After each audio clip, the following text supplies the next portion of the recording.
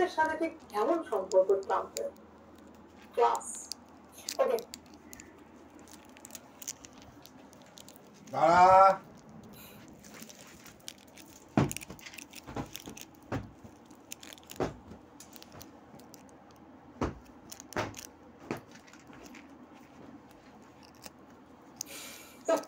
এমন এমন কমেন্ট আসছে না, এমন এমন ঘুরিয়ে ঘুরিয়ে কমেন্ট, আমার পড়তে পর্যন্ত খারাপ লাগছে। একদমই তাই, আপনাদের প্রত্যেকের ট্রোল করাওয়ালা কমেন্ট বাংলাদেশকে নিয়ে আমি একদম ফুল সাপোর্ট করছি, একদম সত্যি তাই। যাই হোক, ভালো থাকবেন, গুড নাইট। অতি অবশ্যই কালকে ফেরও দেখা হচ্ছে। আর যতদূর আমার কাছে আপডেট আছে, আমি জানতে পারছি যে কালকেই সম্ভবত সিবিআই চার্জশিট দেবে আরজিকর মামলায়। তো সেদিকে অতি অবশ্যই নজর থাকবে এবং দেখা যাক যে নেক্সট আপডেট কি আসে। Good night. मंजिल सीरीज एक ऐसी सीरीज है जो आईआईटी जेई मेंस और एडवांस का कंप्लीट सिलेबस अगले 3 महीने के अंदर आपको हम लोग पढ़ाएंगे। मंजिल सीरीज में जेई मेंस जेई एडवांस का फिजिक्स केमिस्ट्री मैथ्स बेसिक से लेके एडवांस लेवल तक पूरा पढ़ाया जाएगा।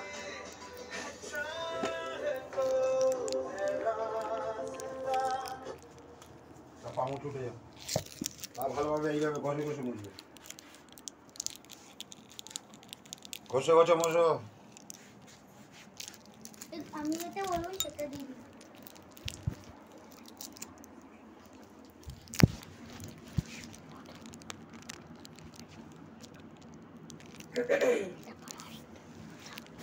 স্টার্ট, সব ঠিক আছে, সাউন্ড পারফেক্ট আছে, দেখা যাচ্ছে আমাকে প্রপারলি? আমাকে একটু কমেন্টের মাধ্যমে জানান।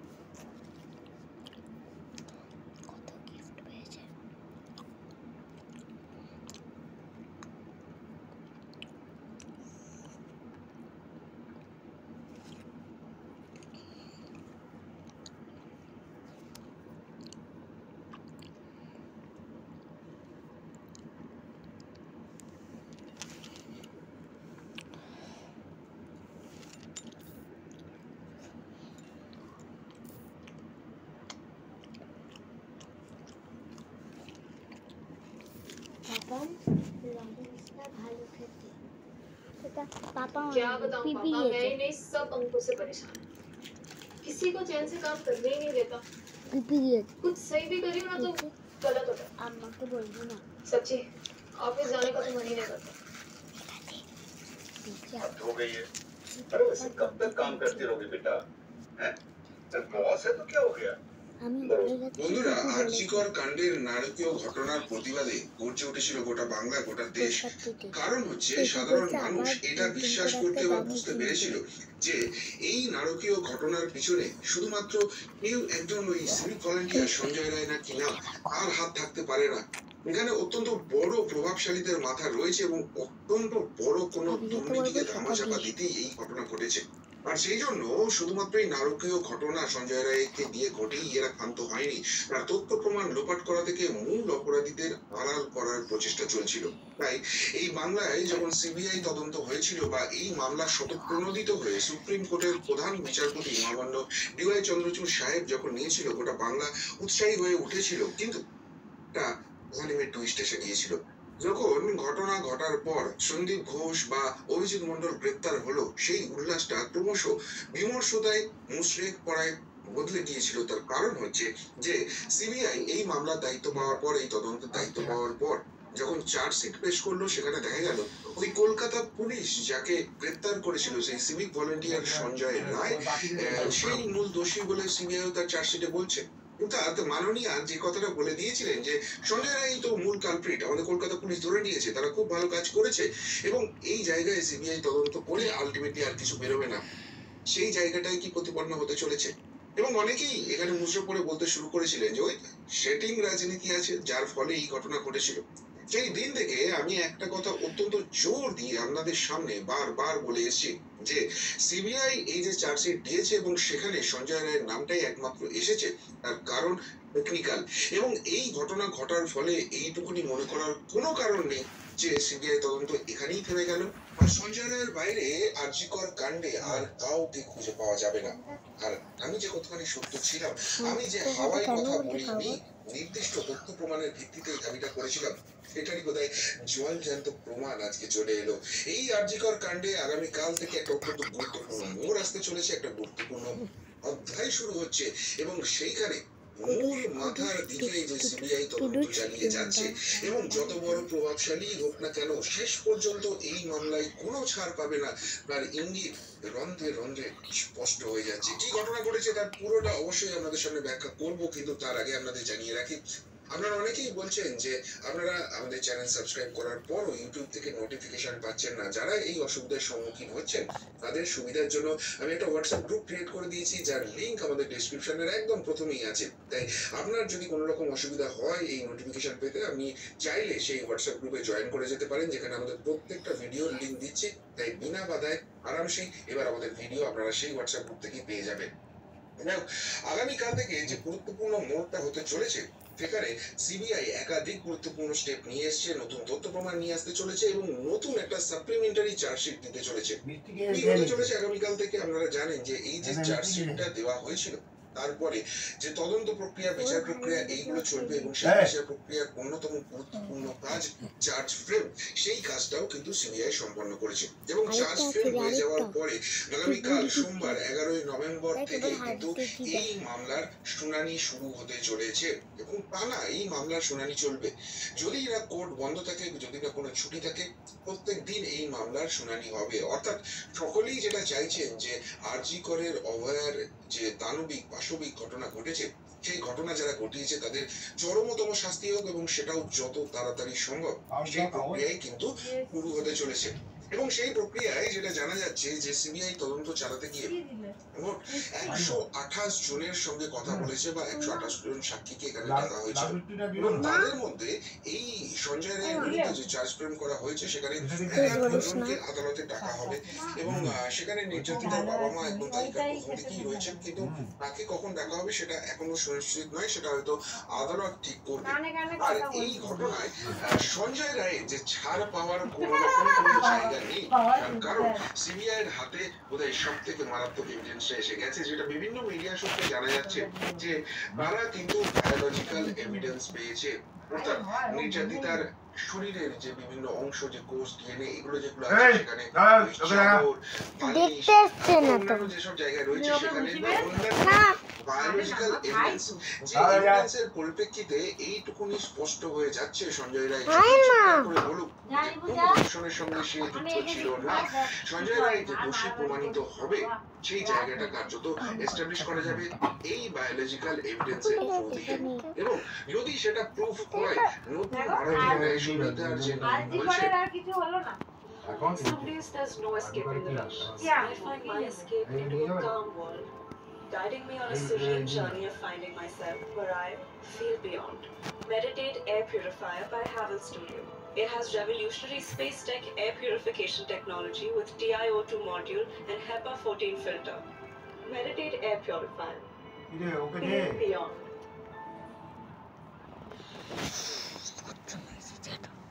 आज का टेस्ट लंग्स का यानी फेफड़ों का। किसमें कितना दम है वो बाजुओं से नहीं है, फेफड़ों से पता चले। आप भी टेस्ट कर लो, बहुत इसमें काम आएगा। इसलिए जब हेल्थ टेस्ट की बात आती है, मेरा भरोसा है India's largest diagnostics company, Agilus Diagnostics। और कितने खुलवाएगा?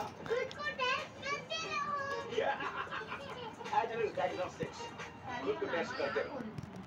সেখানে কিন্তু কঠিনতম শাস্তি সঞ্জয় রায়ের জন্য অপেক্ষা করছে, অর্থাৎ ফাঁসি হওয়ার একটা সম্ভাবনা রয়েছে, যেটা কিন্তু অনেকেই চাইছেন।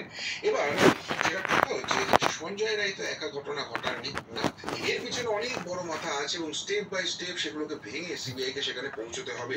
আর সেই জায়গা থেকেই যেটা শোনা যাচ্ছে সিবিআই সূত্রে কালকে কিন্তু সাপ্লিমেন্টারি চার্জশিট জমা করতে পারে এবং সেখানে এই ঘটনার অন্যতম দুই মাস্টার মাইন্ড, দুই রাঘব গোয়াল, অভিজিৎ মন্ডল যিনি টালা থানার ওসি ছিলেন এবং সন্দীপ ঘোষ যিনি আরজিকরেরই এক্স প্রিন্সিপাল ছিলেন, যাকে বাঁচাতে, যাকে প্রাইজ পোস্টিং দিতে এই রাজ্য সরকার, এই রাজ্য প্রশাসন একদম মরিয়া হয়ে উঠেছিল, সেই দুজনের নাম থাকতে চলেছে।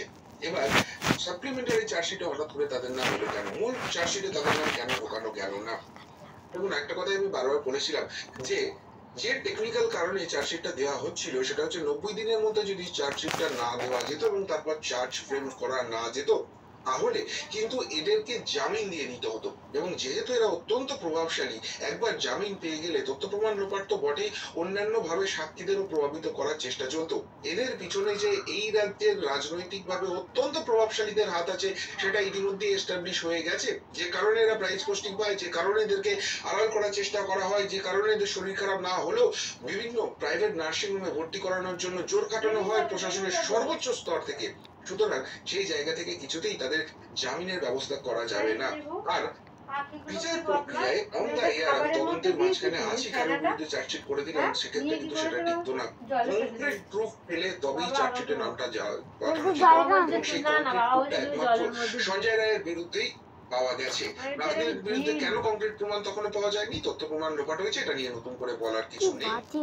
এইবার সাপ্লিমেন্টারি চার্জশিটে কেন টুটুটাই না হলে ওটাই করেছে সন্দীপ ঘোষের নাম আসতে চলেছে? আমাদের এর আগেরই বিভিন্ন প্রতিবেদনে আমি জানিয়েছিলাম, বা অন্য মিডিয়া সূত্র আপনারা হয়তো জেনে থাকতে পারেন, যে এই সন্দীপ ঘোষ এবং অভিজিৎ মন্ডলের মধ্যে যে কথোপকথন হয়েছিল তার বহু কল রেকর্ডস ডিলিট করে দেওয়া হয়েছিল বলে অভিযোগ বা সন্দেহ হয়েছিল সিবিআই কর্তাদের। ফলে তারা ফরেন্সিকে পাঠায়, এদের কাছ থেকে বাজেয়াপ্ত হওয়া ফোনগুলো এবং সেখান থেকে সমস্ত ডেটা তারা পুনরুদ্ধার করতে পারে এবং সেই ডেটা, কল রেকর্ডস এগুলো সব ফরেন্সিক পরীক্ষায় উদ্ধার হওয়ার পর সন্দীপ ঘোষ এবং অভিজিৎ মন্ডলের বিরুদ্ধে প্রমাণ লোপাট এবং বৃহত্তর ষড়যন্ত্র, এই দুই চার্জে কিন্তু সাপ্লিমেন্টারি চার্জশিটে থাকতে পারে এমন একটা কথা জানা যাচ্ছে। এবার মজার ব্যাপার হচ্ছে যে তার ফলে এদের কি জেন্টেল হয়ে এরা বেঁচে যাবে বা এদের মধ্যে কি প্রুফ করা যাবে? দেখুন, প্রুফ করা যাবে বলেই সিবিআই কনফিডেন্ট বলেই চার্জশিটটা সাপ্লিমেন্টারি চার্জশিটটা দিতে চলেছে। আর ভারতীয় ন্যায় সংহিতা যেটা বলছে যে খুন এবং ধর্ষণের মতো ঘটনা যে ঘটাবে তার যে শাস্তিটা হবে, যারা এই ষড়যন্ত্রে লিপ্ত রয়েছে তাদেরও সেই পর্যায়ে সর্বোচ্চ স্তরের শাস্তি হতে পারে। অর্থাৎ সঞ্জয় রায়কে যদি কনভিকশন দেওয়া যায় তাহলে কিন্তু সন্দীপ ঘোষ বা অভিজিৎ মন্ডল তাদের বাঁচার রাস্তাটাও বন্ধ হয়ে যাবে। সঞ্জয় রায়ের যে শাস্তিটা হবে এদের ক্ষেত্রেও সেই শাস্তিটাই হতে পারে। এবার আপনাদের মধ্যে আরেকটা খুব অবভিয়াস কোশ্চেন যাচ্ছে, যেটা সবসময় আপনারা কমেন্ট বক্সে পড়ে থাকেন, সেটা হচ্ছে তাহলে কি আরজিকর কাণ্ডের তদন্ত ওই সঞ্জয় রায়কে টপকে ম্যাক্সিমাম অভিজিৎ মন্ডল বা সন্দীপ ঘোষে গিয়েই থেমে যাবে? একদমই তাই নয়। তার কারণ হচ্ছে এই ফরেন্সিক যে রিপোর্ট এসেছে বা ফরেন্সিক যে ডেটা পুনরুদ্ধার করা গেছে সেখানে দেখা যাচ্ছে বেশ কিছু গুরুত্বপূর্ণ ভিডিও ছিল এই সন্দীপ ঘোষ এবং অভিজিৎ মন্ডলের মোবাইলে, যেগুলোকে ডিলিট করে ফেলা হয়েছিল, সেগুলোকে পুনরুদ্ধার করা গেছে। তার পাশাপাশি বেশ কিছু গুরুত্বপূর্ণ ফোন নাম্বারে কল গিয়েছিল এই নাম্বারগুলো থেকে, সেই কল রেকর্ডস গুলো রিট্রিভ হয়েছে। ফলে তদন্ত কিন্তু ওই যে উচ্চতর প্রভাবশালী যারা পর্দার আড়ালে থেকে সমস্ত কাজটা করিয়েছেন এবং তার সুফলটা নিয়েছেন। আর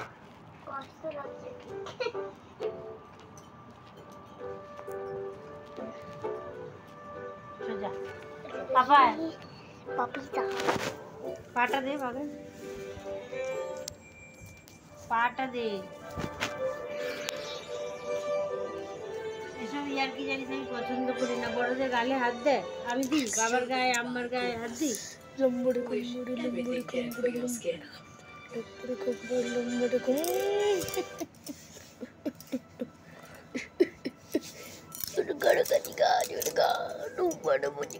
পায়ে সারাদিনে ক্রিমই মাখলো পাপা। একদিনও ভাইয়ের হাতে রাতে আমি ফোন দেখছি না, দিবি না আমি দেখ না, কাল থেকে সকালে আমাকে মনে করাবি যে বাবাকে আমি বলবো যে একদিন পাপা আসবো তো কালকে। হ্যাঁ আবার পা ভেঙে গেল। ঠ্যাং ভেঙে দেবো, ঠ্যাং ভাঙা ব্যাং করে দেবো। তুমি ঠ্যাং ভাঙা ব্যাং হয়ে যাও। তুই ঠ্যাং ভাঙা ব্যাঙের ছেলে।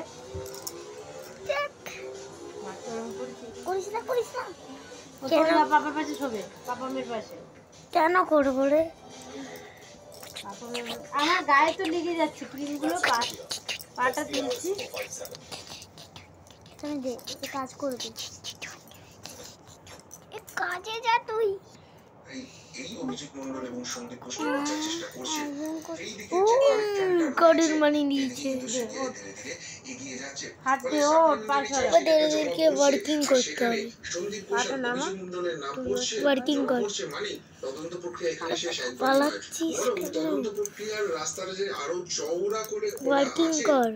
এবং এই সন্দীপ অভিজিতের যারা রয়েছে, মূল মাথা যারা ওয়ার্কিং রয়েছে, কর তুই। সেই দিকে যাওয়ার জন্য এভিডেন্স সিবিআই হাতে চলে এসেছে। সেখানে তদন্ত প্রক্রিয়া চলছে এবং সেই তদন্ত প্রক্রিয়ায় কংক্রিট এভিডেন্স নিয়ে এসে তাদের নামও কিন্তু ভবিষ্যতের সাপ্লিমেন্টারি চার্জশিটে থাকার সম্ভাবনা থাকছে। আর তাই আগামী কাল থেকে কিন্তু যে অভয়ের বিচারের জন্য আমরা এত প্রতিবাদ করেছি, এত দিন ধরে রাত জেগেছি এবং গর্জে উঠেছি, তার একটা কংক্রিট সলিউশনের দিকে, কনক্লুশনের দিকে কিন্তু এগোচ্ছে। অত্যন্ত এফিশিয়েন্ট অফিসার আছেন, তারাই কিন্তু নিয়ে যাচ্ছেন। ফলে একদিকে কনভিকশনের প্রসেস স্টার্ট হবে, এইখানে দোষী সাব্যস্ত করা যায়। তার সঙ্গে যারা বৃহত্তর সন্দীপ ঘোষ, অভিজিৎ